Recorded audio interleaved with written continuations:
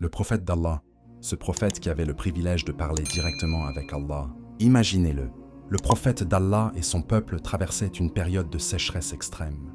Pas d'eau. Tu sais ce que cela signifie? Cela veut dire que tout le monde souffrait. Pas d'eau, pas de nourriture, pas de récolte. Les plantes mouraient, rien ne poussait. Les animaux mouraient, faute de quoi boire ou manger. Et les êtres humains souffraient et mouraient. Et parmi eux se trouvait un prophète.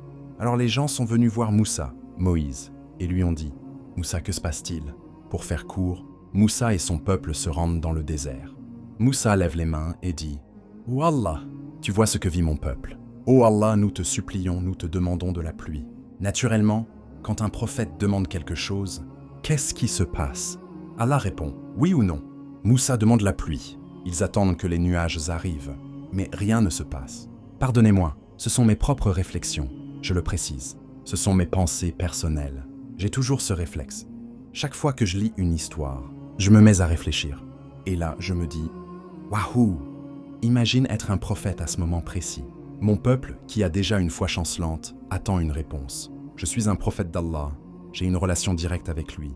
Wallah, je t'ai demandé clairement d'envoyer la pluie, et rien ne se passe? C'est une situation très inconfortable. J'ai demandé, et il ne pleut pas. Et écoute ce qu'Allah lui dit. Ô Moussa, parmi ton peuple, il y a un seul pécheur.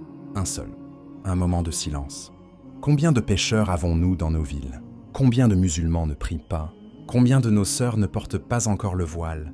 Combien de nos anciens ne savent même pas lire correctement la Fatiha?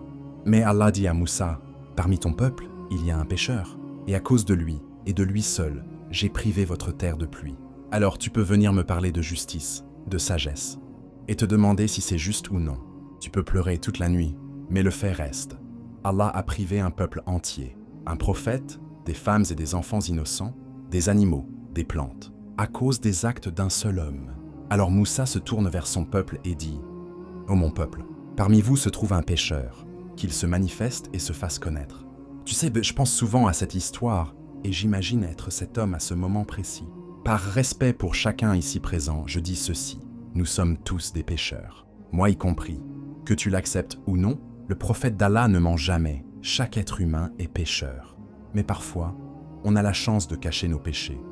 Parfois, on se dit, personne ne sait. C'est entre moi et Allah.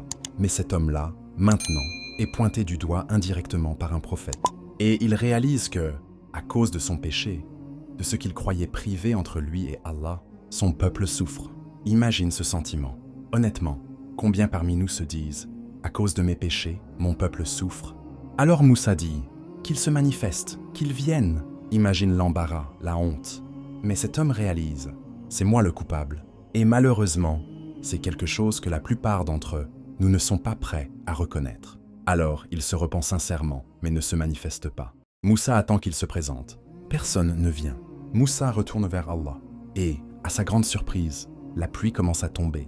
Oui, bien sûr, Moussa est content. La pluie est enfin là. Mais il est aussi perplexe. Il dit « Oh Allah, éclaire-moi. Au début, je t'ai demandé la pluie. Tu m'as dit qu'il y avait un pécheur. J'ai demandé à ce pécheur de se montrer. Personne ne s'est présenté. Puis, je t'ai redemandé la pluie et maintenant elle tombe.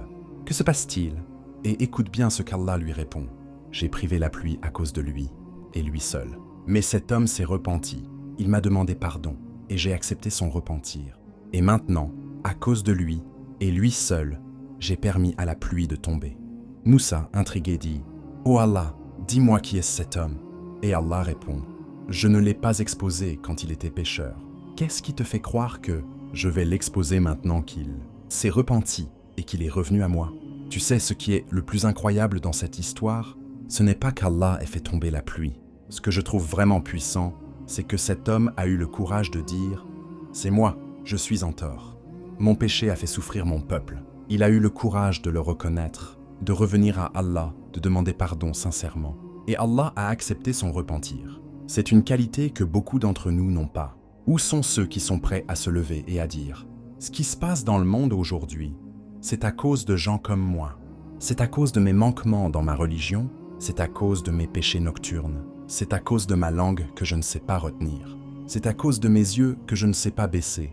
C'est à cause de mes actes. » Mais non, on pointe du doigt tout le monde, sauf soi-même.